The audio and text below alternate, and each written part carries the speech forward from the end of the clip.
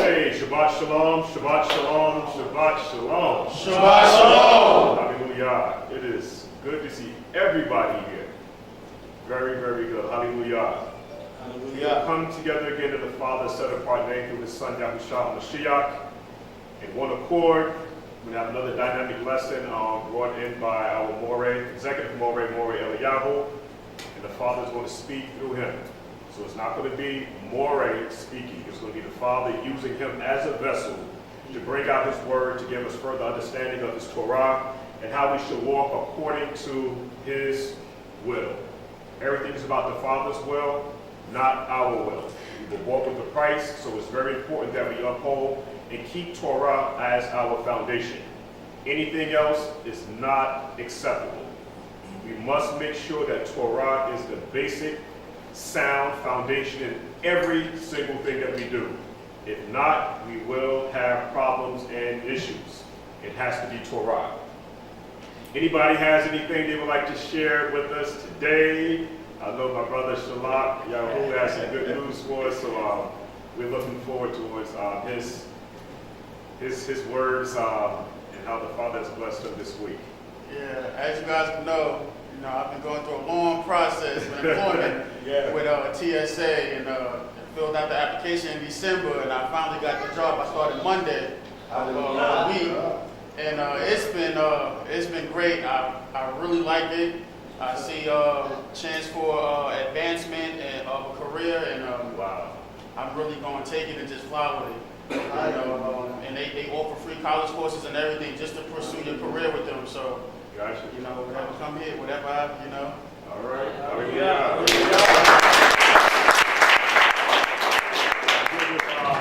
Our chief elder here, Zakane here, he said you can get the dog suit, all right? You get dogs and... Oh, yeah. It doesn't even take much experience, but when the opportunity opens, I'm going to apply for the K9 unit.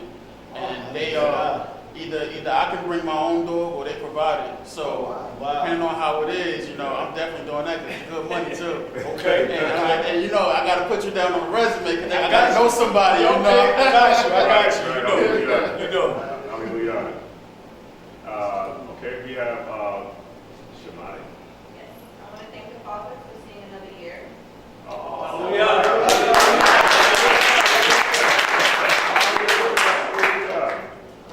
Hallelujah. The Father bless you. Turn of a year. Great. Hallelujah. Very good.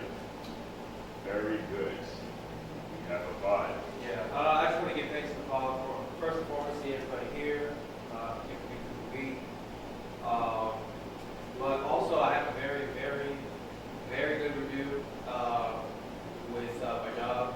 Actually, one of the heads of who runs the recycling program where I work, pulled my review personally to review me. And through the whole conversation, the reason why she pulled me is because she said she wants me to move me up into management. Wow, look at that.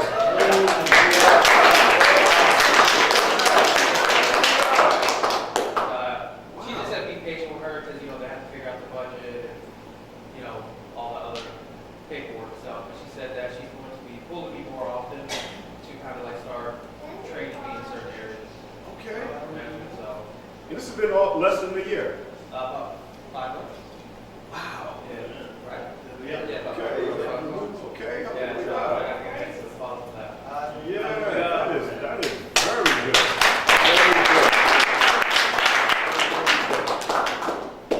Very good. Also, I'd like to thank the Father for, as you all know, I applied for a position about, I guess it's been about a month. Has it been a month? Something like that? 2 months? Yeah. And, there were hints that I had the position anyway, but I still had to go through the formalities and all. Right. But as of Monday, I believe it was, they called me and made me an offer, and I accepted. Okay. Got some top-notch people in the congregation. Monday been good to the Israelites. Managers. We have Kasaya. She's up in that manager. Everything. Listen, we got some big people up here. A ride going on. Okay, we got O'Shea, all right. No, I just wanted to give Paul some praise for my second job. It's going really well. Started off kind of rocky, but he stayed in him and he stayed in me. It's kind of working itself out. Some of the wrinkles are getting smoothed out, so I can kind of try to see my way doing that. Okay.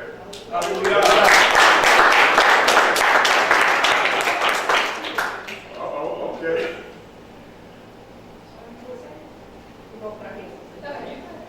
So I guess Mondays is kind of an awesome day because I didn't want to say anything, but I had a phone interview for another manager position in another part of the company. Okay. So I'm kind of waiting to see how that goes. But that was the first step, was the phone interview, and then I'll know Monday coming up if I can come in for the face-to-face. Oh, wow.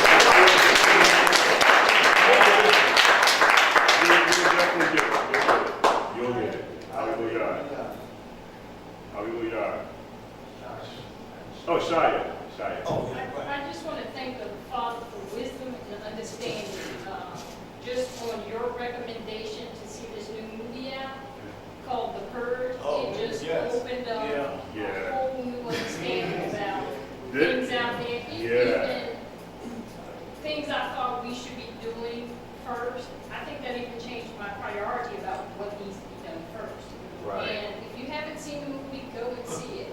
It's an eye-opener. Yes. It's Yes. an eye-opener. Yes, it is. If we can understand that we need to draw closer together now more than ever, because the government, society, they know exactly what's going on. And they know exactly who we are. Yeah, exactly. They know. So, And this isn't just entertainment. I was telling Moray that, for years I've always had this internal debate, does life imitate art or does art imitate life? It's kind of which one is which. And let me tell you, when they put stuff out there for you, they're letting you know what they're about to do to you. exactly. Yep. Exactly. They're letting you know what they've already done to brown people in other parts of the world. Exactly. Now it's your turn. So Absolutely. it's not just entertainment. This is information. We want to talk about the movie now. I mean, this, No. because it was really that good. It Yes. was really that good. Yes. If you was ever in doubt with anything, with scripture, civil unrest, and what's about to happen, the government knows. Yeah.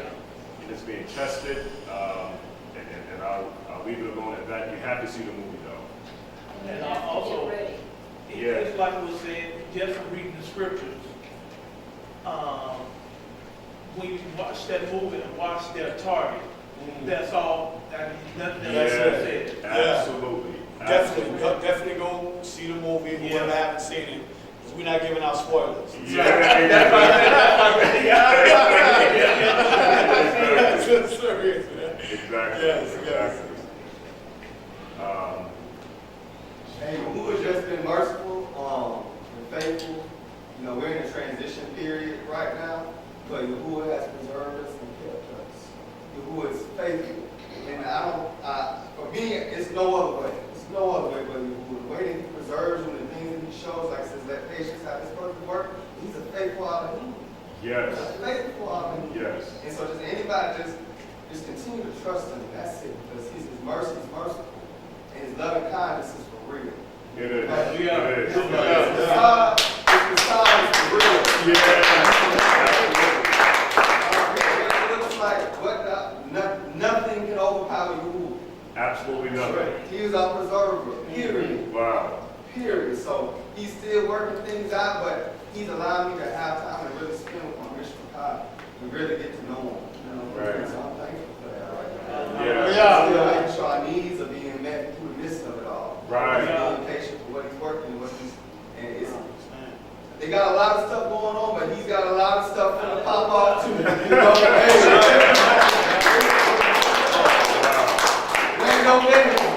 Hallelujah. It's like there's a different aura. Yeah. That's like a different aura. I mean, this man, wow, it feels good.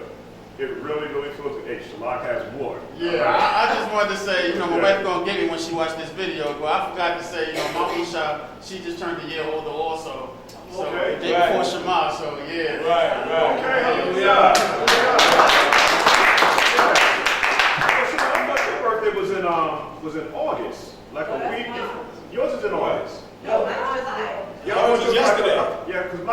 is in August. And I thought yours was like a. Mine's in August. Yours is in So August. Shamar is older than her, remember, because of that week that. Right. Right. Yeah. No, you're a year older than she is. Yeah. Than my daughter. Yeah. Yeah. James also, sorry, and he's not here, but him and Taya has the same birthday. James also. Wow. Yeah. Look at that. Hallelujah. Hallelujah. Flying plane And James. we have Lord Malek here. Yeah. Hallelujah. Thanks to the Father, you know. Yeah. Give me time, man, to spend with my grandson. Hallelujah. You know, so Oh, all wow. praise and honor to him, man, for that. Great. Yeah. We got one of my dudes. And we have two new. We have three new guests here. Yeah, three. Yeah. Yes, we have. Which name again, Mikey? Jonathan and Iamani. Okay, hallelujah. And one more time. Kiara. Okay, great. It's nice to have y'all here with us on this Shabbat service. Wow. Good. I am so happy to see everybody. The Father's been very merciful to me this week also. Feeling good, energetic, looking forward to great things. Just elated. I mean, I feel very, very good, ready to hear this dynamic lesson that the Father's going to share with us through our executive, again here, Moreh Eliyahu. So before we get started, we're going to have our Chief Zakein to blow the shofar for us 7 times. And Shalom, Yahuah, we'll have you to start us with prayer. And we're going to get today's lesson started.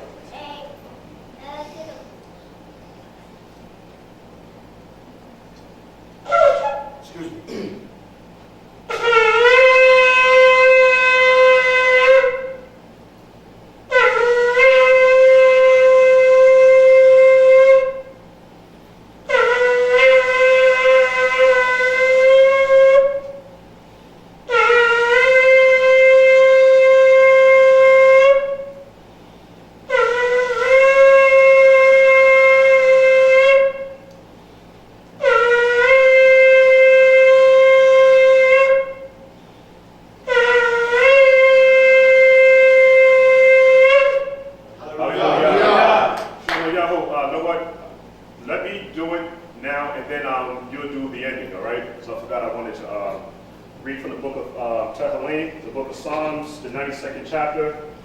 So just bear with me here. This is 15 verses. We're just going to be straight through it.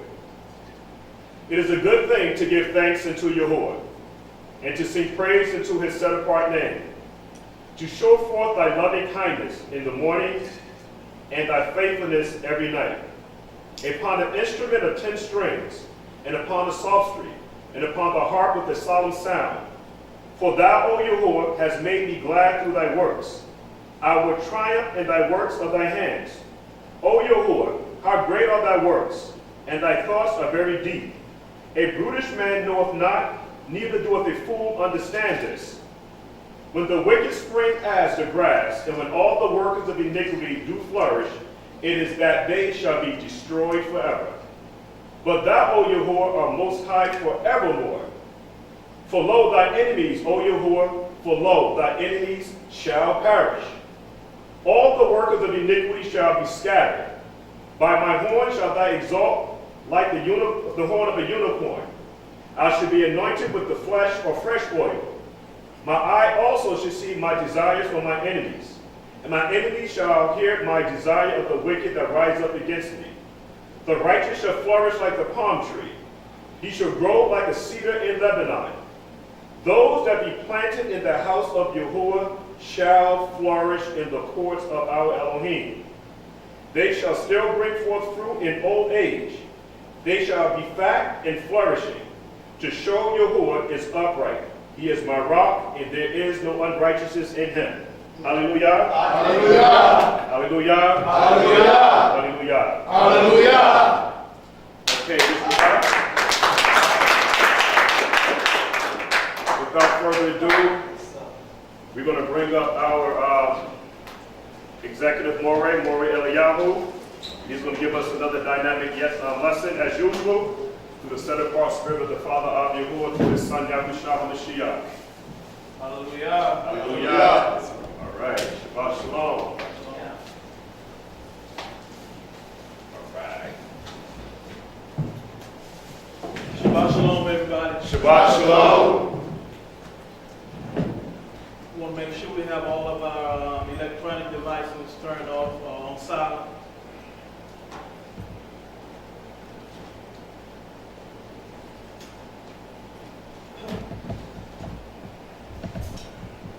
Shabbat shalom once again. Shabbat shalom. We thank Yahuah for all the testimonies that have gone forth, and we just thank the Most High. I want to continue to give him praise for, all of the barricades that have taken place with the job promotions and, just the birthdays, still another year on this earth. We can't take these things for granted, because let me tell you something. There's nothing wrong with getting older.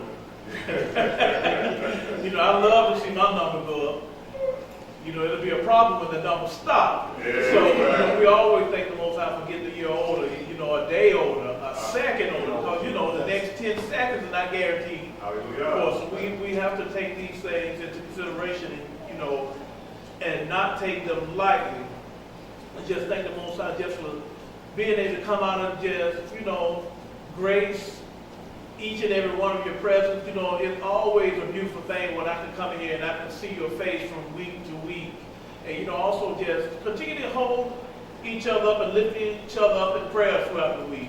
Because let me tell y'all something, that's key, and it's very important that we always lift each other up in prayer throughout the week. Now, find time to think about your brother and your sister, their well-being, and just continue, to go before Yahuah, on their behalf. So we just thank the Most High for that. We're going to get into the lesson. We're going to continue the 2 houses, and we're just about close to wrapping it up. And we just thank the Most High. We're going to ask Officer Yahuah if he would get the car Yahuah Zechariah 10:3.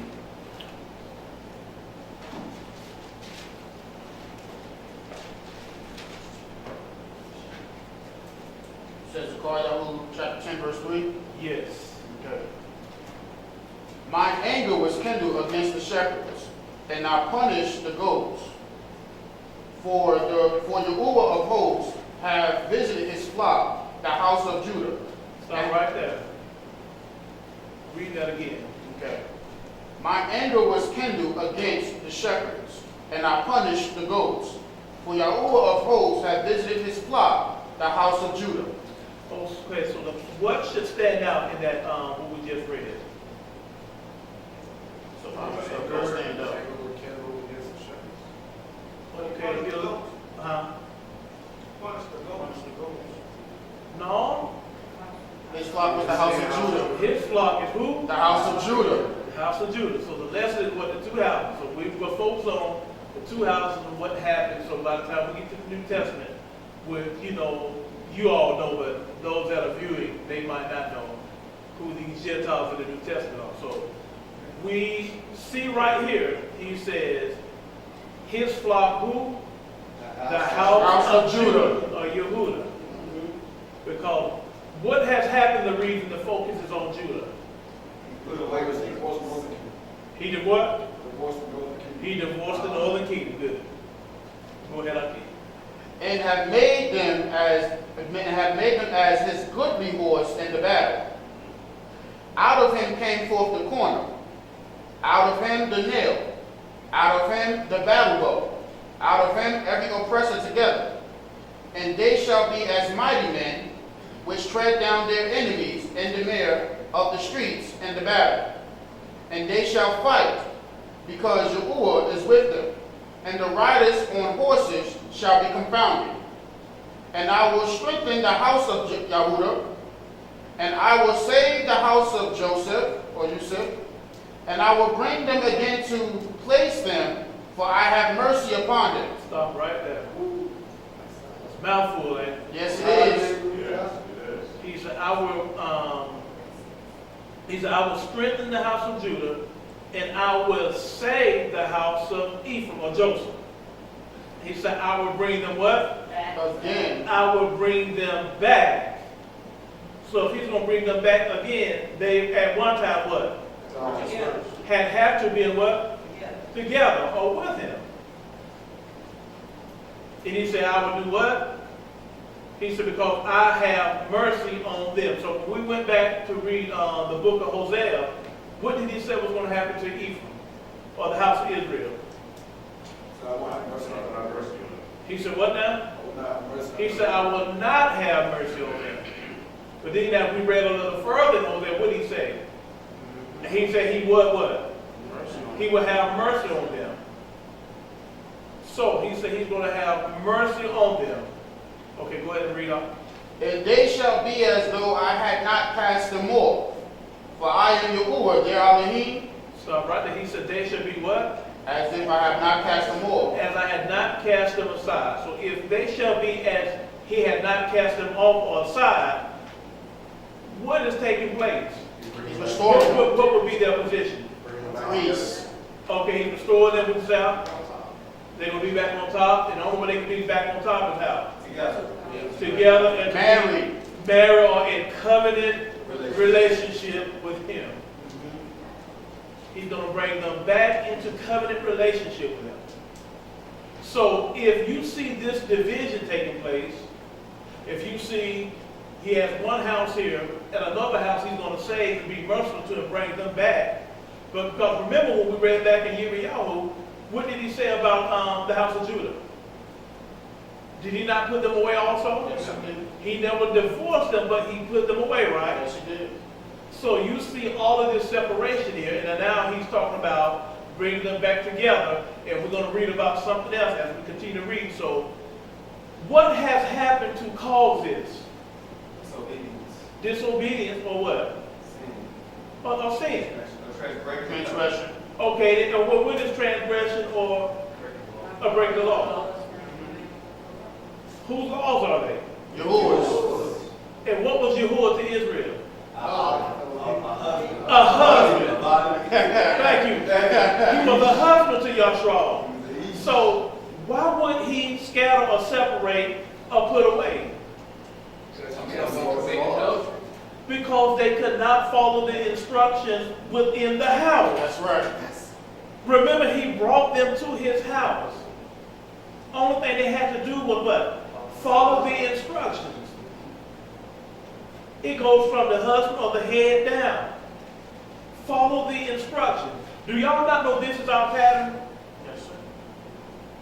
I said something the other week, and somebody called me, and they wanted to challenge me on it. You remember when I said, Shalom began, he wasn't exactly what I'm talking about when I say this. When I said, y'all notice the conversation that Mashiyach had with a woman from Samaria at the well? I used the term, I said, you notice they start talking about marriage and how many husbands one had and all that, and I said, it's not strange that they start speaking of husbandry. And he said I used that term out of context. I said, not really. I said, for you to say that, that lets me know you don't understand the entire story. What is husbandry? Husbandry is taking care of the earth, it's tilling the ground, and making sure things are in order. You can't survive without, quote unquote, who is in control of you, tending to something. What are you tending to though? To the fruit. To the fruit. Thank you. I said, now, how did Yashra'al start off? When we go back to Adam, when we go back to man, when we go back to a natural marriage, do y'all not know that the woman in her physical is the earth? Yes. And what does the man do to the earth? My husband. He plant a seed within that ground of the earth. What happens after that? It brings forth. It brings forth offspring of life. And that life is what? The fruit of what went into what? The ground, the earth. All of this goes back to marriage. I said, matter of fact, I'm going to give you an example. What did Mashiyach say? Didn't he say, I am the true vine? Mm-hmm. He said, ye are the branches. He said, my father is what? The husband. Are you not the offspring? Is not Mashiyach the offspring of Yahuah? Yes. Are you not the branches that are connected to that vine? Yes. But how are you connected to that vine? Through covenant relationship. It all goes back to marriage. That's right. And so they're going to tell me, you know what? I never thought about that. I said, that's why you're not a moray. It's for me to think about that. People try to challenge you on stuff. You know they don't know what they're talking about. You know they haven't read it. And it's like, wow, I'd have never put all that together. I said, the first thing come to my mind when I sit down. If the whole book is about marriage, y'all listen to me and listen to me good. What do me and Moray Kasar always say when it comes to this book? Our people were agricultural people. Yes, sir. They were farmers. They were shepherds. So the terminology that he used, even though we're talking about a marriage between Yahuah and his people, everything he uses and speaks to them concerning it all points back to the marriage. Everything goes back to the marriage. It might not seem like it has anything to do with a marriage, but I guarantee you begin to investigate and look into it, it'll all bring you back to that common theme, the marriage. Every time. Go ahead and continue on. For I am Yahuah, their Elohim, and will hear them. And their offering shall be like a mighty man, and their heart shall rejoice as through wine. Yea, their children shall see it, and be glad. Their heart shall rejoice in Yahuah. I will hiss for them, and gather them, for I have redeemed them. I have what? Redeemed them. You know what he said? I'm not going to redeem them. He said, I have. He said, I have redeemed them. What did he say was going to see this? Their children. Who do y'all think their children are? Us. It's us. This is a future prophecy. This is future tense that the children are going to see. Why aren't we waiting to be redeemed? He already did it. How did he do it?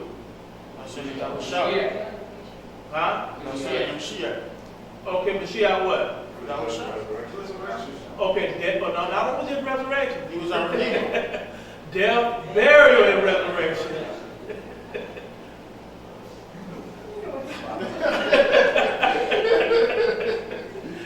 Yeah, we just want to say it right. So, but I know y'all know this, but you know there are people that are viewing and they don't know. So that's why I always reiterate, go back and make you pull more out of you. Because I know you know, but you're going to give me the Cliff Note version of the answer. Right? But those that are out in on YouTube and Facebook, they need to know, hear the full answer. Okay, go ahead, Akeem. He said, and they shall increase as they have increased. And I will sow them among the people. And they shall remember me in far countries. And they shall live with their children and turn again. And I will bring them again also out of the land of Egypt, and gather them out of Assyria, and I will bring them into the land of Gilead and Lebanon, and place shall not be found for them. And he shall pass through the sea with affliction, and shall smite the waves in the sea, and all the deeps of the river shall dry up, and the pride of Assyria shall be brought down, and the scepter of Egypt shall depart away. Stop right there. He said, I will sow them amongst the people. Why is he sowing them amongst the people? Because of their disobedience. Because of their disobedience. And for what purpose? Not true, because I know you know. That they may remember who he is. Okay, that they may remember who he is. Why amongst the people? To be a light to them. To be a light to them. Okay then. When did they profane his name? Amongst the people. Amongst the people. How is he going to clean up his name? Amongst the people. How does he do that? By cleaning them up amongst the By people. cleaning up Israel. Establishing them amongst the people. Maybe he said, I shall esteem you or glorify you, as the Greek says it, before the eyes of who? The Gentiles. just like you profaned his name amongst the Gentiles, and he belittled you and brought you down and humbled you amongst the Gentiles in order to establish you and to set up, make his name set apart again amongst the nations, he has to raise you back up. Well, I was going to ask, what verse is that? When he said, isn't it Isaiah when he said, I should glorify you before the eyes of the Gentiles? I think it's But I'm not sure where. Will you say you think it is? I think that's what it is. I thought it was in Isaiah around 60 something, 60 or 62. I could be way off. Yes, so he has to esteem you amongst the Gentiles in order to make his name set apart and clean up his name. And he said, they shall live together with their children and shall return. He shall also bring them back from the land of Egypt and gather them from Assyria. He shall bring them into the land of Gilead and Lebanon until no more room is found for them. He said, he shall pass through the sea with affliction. So who is this going to be passing through the sea with affliction? Children of Israel. Okay, the children of Israel with who? With Yahuah, and he said he's going to do what? And then the pride of Assyria shall be brought down. Now, that's a whole other lesson by itself right there. Oh, what did you have? I just told him Isaiah 11 and 12. So it's Isaiah 11 and 12. Okay, thank you. Okay. Now, that's a whole other lesson right there when he said, then the pride of Assyria shall be brought down. Because if y'all pay attention to what's going on over in the so-called Middle East, in those lands, Assyria plays a key role and a key part in the end time prophecy. Because everybody's looking at one thing. Everybody's looking at Amalek and Ashkenaz. But no, you're looking at the wrong people. Because remember when he said about the dragon of Arabia? Yep. Shall what? Put his hand against the earth and cause fear of the whole earth, to fear and tremble. Remember, Ishmael descendants, they're looking for the Mahdi, just like we're looking for Mashiyach. Yep. And remember, Ishmael had how many sons? 12. 12, just like Jacob. So you look at a parallel rule here. One is trying to usurp the rule and the authority over the other in the last day, because everybody has been into power except who? Ishmael. It's going to be short-lived, but they're going to do a lot of damage in that short time. That's why when you go to Revelation, it begins to speak of Assyria and how he's going to use Assyria to conquer and bring down the surrounding nations. But because of their pride, and he's building up this pride within him. And he's going to do what? He's going to conquer and destroy Syria because of Syria's pride. That's key. Like I said, that's another lesson. I guess when we get into Revelation, we'll cover that. Okay, pick up at verse number 12. Okay. And I will strengthen them in Yahuah, and they shall walk up and down in his name, saith Yahuah. Okay, then let's go over to Yirmiyahu, the 23rd chapter, Jeremiah 23, start at verse 3. About Yahuah. What chapter you saying over? Jeremiah 23, starting at verse 3. Yirmiyahu 23, starting at verse 3. I can start. Yeah, we go ahead. And I will gather the remnant of my flock out of all countries, whither I have driven them, and will bring them again to their folds, and they shall be fruitful and increase. Okay, stop right there. Read it again, but give me a little more volume.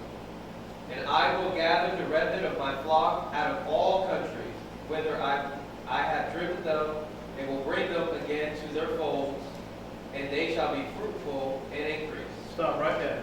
He said, I will gather the remnant of my